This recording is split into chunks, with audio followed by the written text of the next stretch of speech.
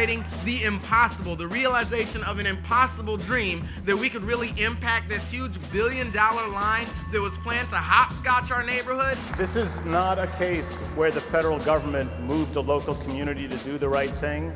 This is a case where the local community moved the federal government to do the right thing.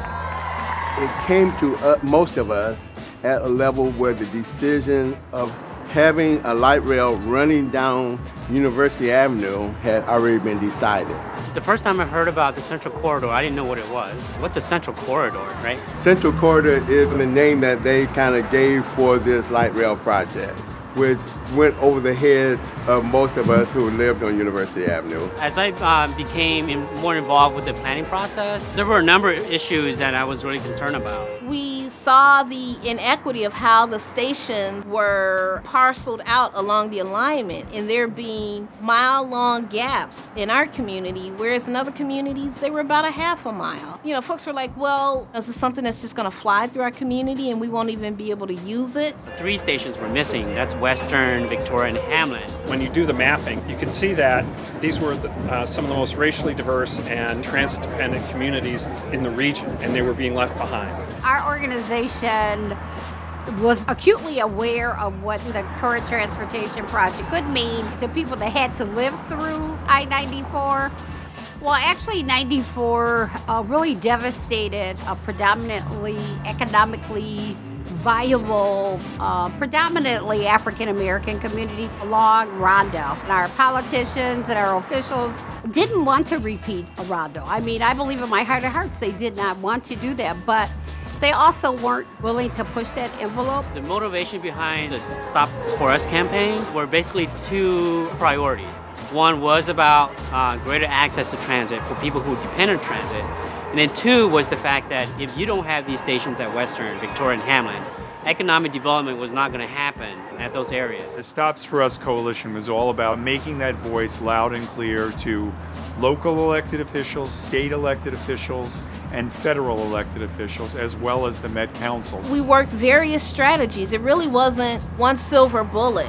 You know, we used different tools in the toolkit. So it was testimony, it was comments on the environmental standards. Having to be a part of some of the planning committees. It was going to hearings. Finding different kinds of partnerships and resources in the philanthropic community and elsewhere that help to maximize community-based desires. And it was taking action, you know, marches in the community, showing up at the Rondo event. The strategy that I liked the best was going out and pestering Peter Rogoff, the FTA administrator. We met with Rogoff in Boston, cornered him. There was about 4 of us from the Stops Committee, and we kind of talked to him, but in that situation, a lot of people was talking to him. So the next morning, I went down to have some coffee, and Peter Rogoff was in town.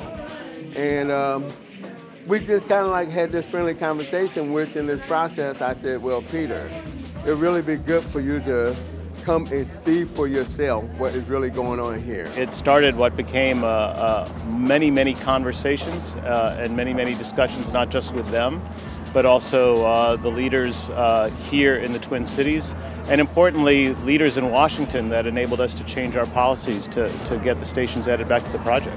This example here in Ramsey County really became the poster child on why we had to change what was called the cost effectiveness index. What it really did was prioritize people who were running all the way from one end of the alignment to the other. And it did not pay close enough attention to all the communities in between. And it took the community groups to bring this issue to our attention. So you need community groups that are willing to step up and really, forgive the expression, sort of get in people's face to insist that their issues get listened to. And obviously that's why we made our change in federal policy.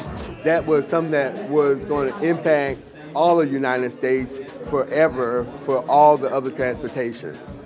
For us, it allowed us to get those 3 stops. The community organizing piece from a grassroots perspective was extremely important. Winning the Stops campaign was unbelievable and really hard for me to absorb at first because we had been working at it for so long and so hard.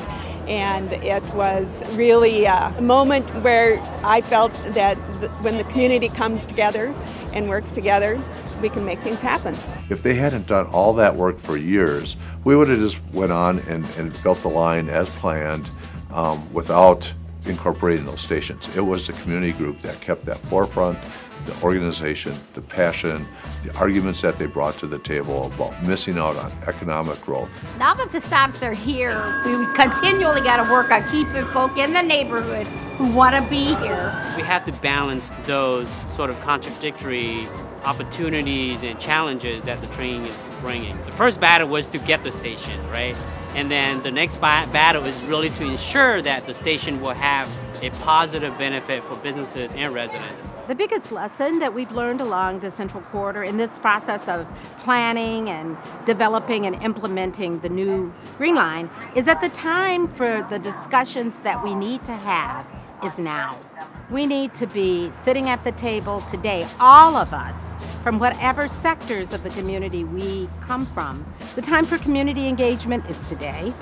You know, the time for surfacing those issues is today, and the time for developing those solutions is now.